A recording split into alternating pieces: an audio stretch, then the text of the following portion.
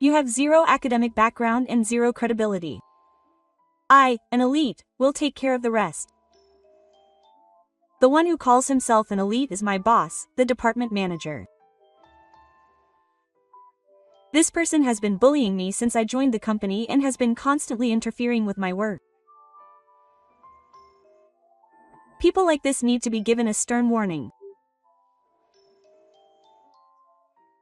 And after this, the department manager became a fool and ruined my life. My name is Asanuma. I'm 25 years old. Influenced by my father being a programmer, I like tinkering with computers and wanted to work in a computer-related job in the future. However, my father passed away when I was in the second year of junior high school. My mother had difficulty working even for a week, so our family suddenly fell into poverty. I really wanted to go to college, but I decided to go to work after graduating from junior high school. I found an advertisement for a part-time job at a nearby Chinese restaurant and applied, desperate for a laugh. When the kind-hearted Tenshu couple learned of my situation, they hired me on the spot. The salary is low, but I'll get more. You can take some home for your mother too. Thank you. Thanks to the consideration of the 10 couple, we lived without money but without worrying about food. And then one day when I turned 18, you just bumped into me. You should apologize. I couldn't stand watching a drunk customer harass another man, so I stepped in and left. I'll call the police. The drunk customer left, and the man thanked me many times. After that, the man became a regular customer at my restaurant. Asanuma-kun, do you want to be a chef in the future? No, I wanted to work in the computer industry, but due to family circumstances, the man, Okamura-san, and I joined forces and started chatting when we visited the restaurant. There are many different types of computer-related jobs, but what kind of job do you want to do? Software development. I've done programming before. Okamura-san looked surprised at this. That's amazing. Why don't you work for us? It turns out that Okamura-san wasn't just a regular customer, he was the president of a software development company. I accepted his invitation without hesitation and started working for Okamura-san's company. I would have liked to have worked at this company forever, but Mr. Okamura passed away just after I turned 25. The company also closed down, and I had no choice but to change jobs. I was hired by a company that developed software as a subcontractor for a major company. However, this was quite a black company. Asanuma, finish this job today. The person giving orders in an overbearing manner is the head of the development department I belong to, the department manager. Apparently, he has been working at this company since graduating from university. Since it is a small company with a high turnover rate, even a 39-year-old department manager like Mr. I is treated as a veteran. Mr. I understands his position and acts overbearingly towards me and his other subordinates.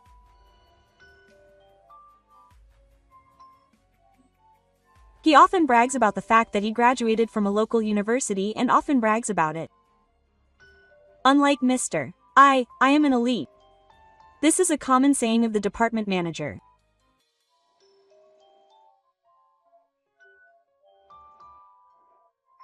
However, when I was looking for a job, all the major companies I applied to were not hiring, so I ended up at this company.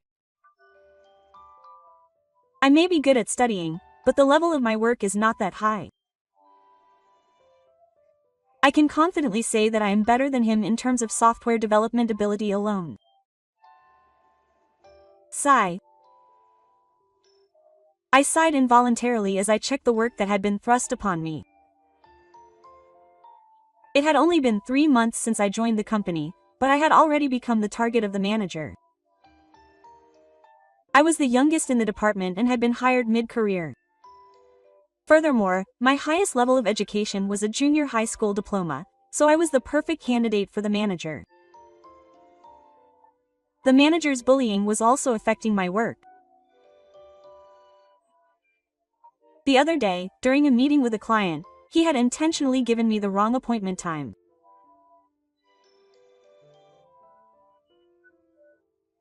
Thanks to Yoshizawa-san, the person in charge of the client, contacting me right away, I was only 30 minutes late, and the manager scolded me unilaterally, saying that it wasn't his fault but that I had misunderstood the time. Can't you even keep an appointment when you're on leave? At this point, your credibility has been reduced to 0. The manager had an angry expression on his face, but a smile on his face. The words "job change" cross my mind every day. However, it was obvious that changing jobs in such a short period of time would be disadvantageous, so I had no choice but to endure the manager's bullying. Then one day, a major client company was holding a competition for a 270 billion yen project. We put our name forward.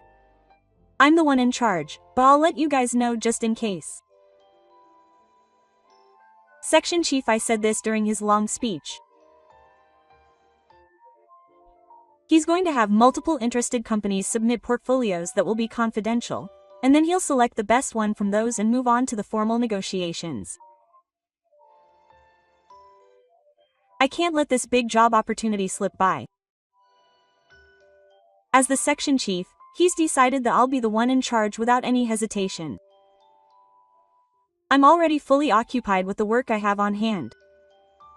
Most of it is the work that the section chief has forced on me, but there's still a lot to do.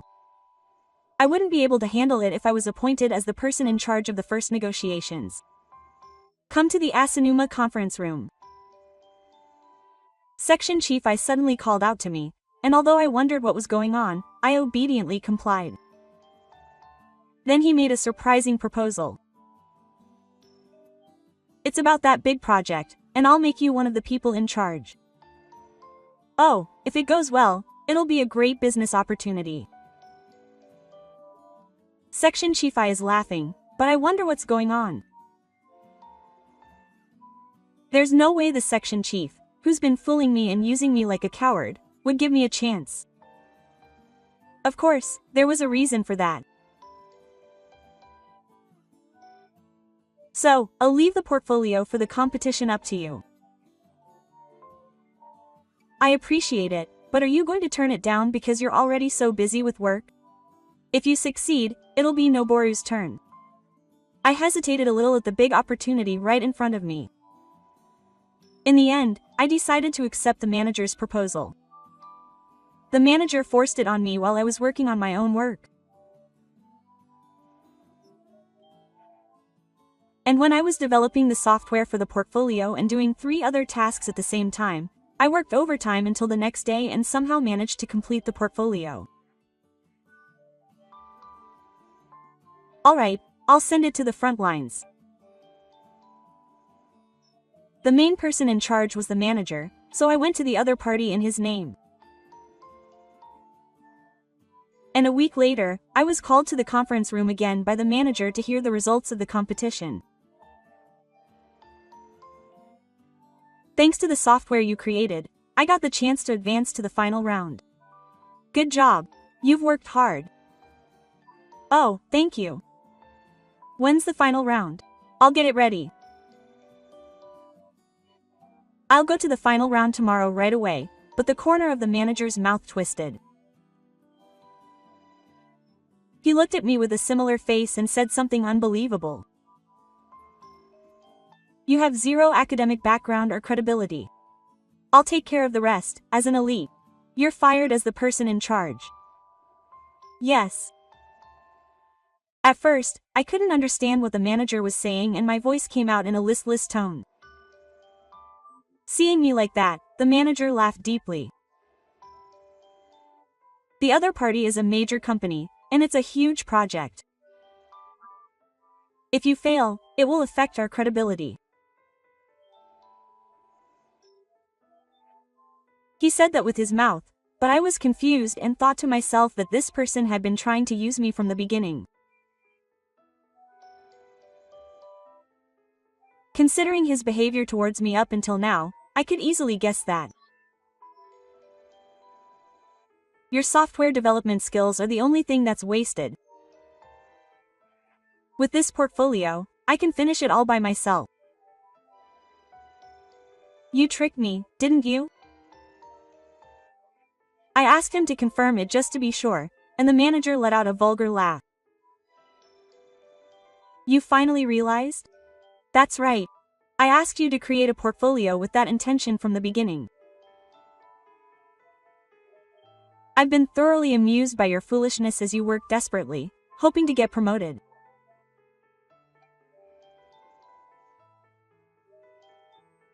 This person wasn't satisfied with just using me. He wanted to enjoy watching me get my hopes up and then betray and be disappointed. I see. I understand. I'm rooting for the success of the negotiations. I don't want to breathe the same air as Director I anymore. With that in mind, I blurted out something I didn't mean and left the conference room. The director seemed to like my reaction and laughed happily. And then the day of the meeting arrived. Director I had been glancing at me with a meaningful expression on his face since morning because of the deadline. I pretended not to notice and went about my work. In the afternoon, the director left and a calm atmosphere spread throughout the department.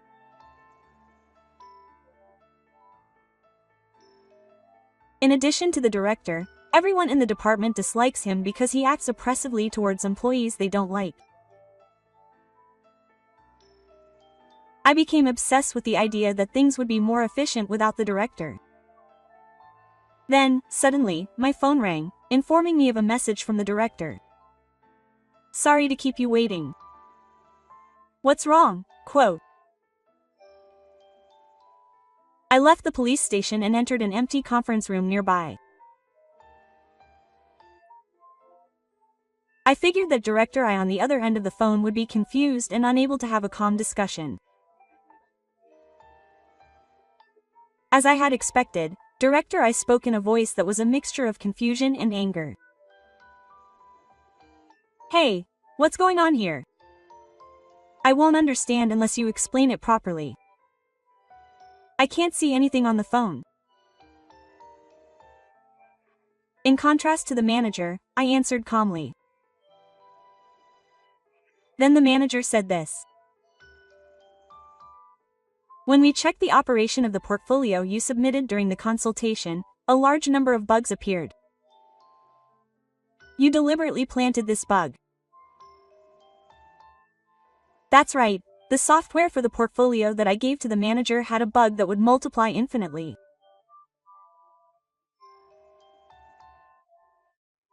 However, I didn't plant this on purpose. I noticed it after I submitted it. Normally, I wouldn't make such a mistake, but I was so busy with work that I pushed myself too hard and the bug ended up invading. Furthermore, this bug is the type that occurs when the software takes a long time to start up, so it didn't occur during a short presentation, but occurred while I was using it for a long time. No, I didn't do it on purpose. Don't lie. It's not a lie. Actually, if you think about it calmly, why would you bother planting bugs in your own work? There's no way I would do something so troublesome when I'm busy. I noticed it after the manager submitted the portfolio. If I had been selected in the competition, I would have fixed the bugs and responded. I had also prepared a patch to fix them, but the manager decided to fire me as the person in charge, so I couldn't go with him. The manager makes a meaningless noise in response to my response. When I created the portfolio, I believed I would be the one in charge of the consultation. If I had planted a bug right after it became clear that I had been deceived, it would be understandable for people to suspect that I was trying to get revenge, but the completed portfolio data was managed by Manager E, so I couldn't access it.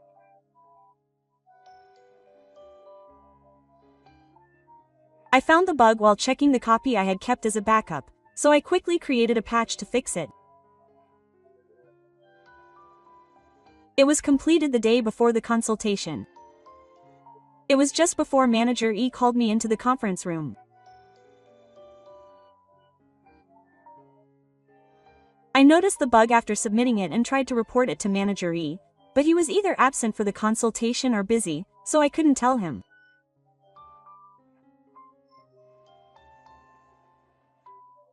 I could fix it right away with the patch, and it would be fine if I dealt with it right before the consultation. I thought so and left it alone, but I never imagined it would turn out like this. Anyway, bring that patch here right now. I'd love to do that, but I deleted the patch right after I was fired as the person in charge. Huh. What are you doing? What are you doing? I almost said that was my line, but I quickly swallowed. Because if I respond emotionally, I'll be on the same level as the manager. I was fired from my position. In that case, I decided that this patch wasn't necessary and deleted it. That's all. Well, it was certain that a bug would appear, and I'm probably the only one who can use that software, so I figured it would be better if the manager was in trouble. That person has been terrible to me up until now. I don't mind getting revenge like this. If the manager hadn't tried to deceive me in the first place, this situation wouldn't have happened. You could say that the manager brought this outcome on himself. Taking out his anger on me is pointless. Anyway, come here right now. I'm really angry about your tactics. I can't do anything about this on my own. I've said it many times, but I was fired from my position. There's no reason to come to you. Do you know what will happen if you defy me? I could go to the company and fire you. I've only just started working here, so I'd be the one in trouble if I got fired.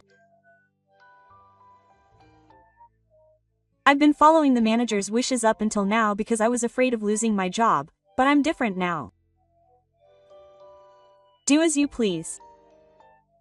By the way, I'm recording this conversation. Huh. Actually, I've been secretly recording my conversations with Manager I for a while now. I've been thinking about reporting the manager's actions to the company. I've reached my limit. This seems to have been unexpected, and the manager's momentum suddenly weakens. However, it seems that the manager still thinks he's in a higher position. The company doesn't know who to choose between me and you. They're definitely going to choose me, an elite with many years of experience in metals, over a new, ordinary employee.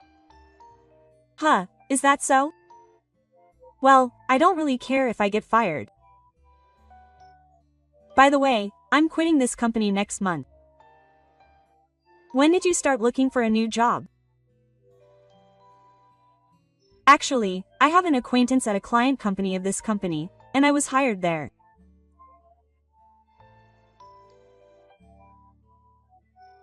That acquaintance is Mr. Yoshizawa, a client company that manager I intentionally gave me the wrong time to frame me and cause trouble.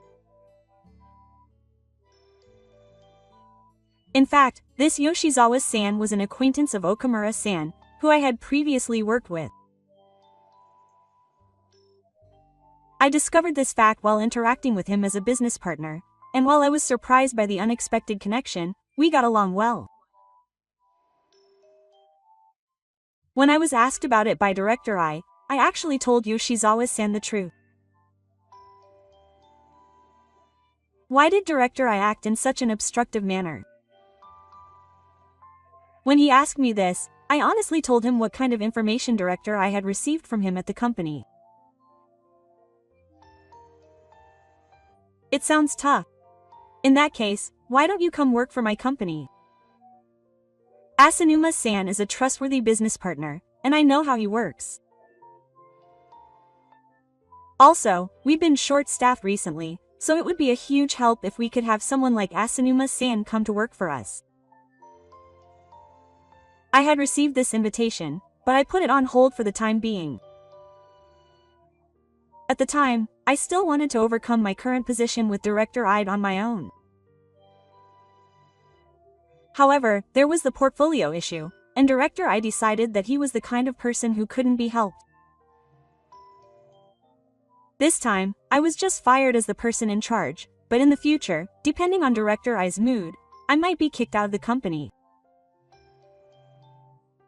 With that in mind, I decided to leave the company and immediately contacted Yoshizawa and told him about my intention to change jobs.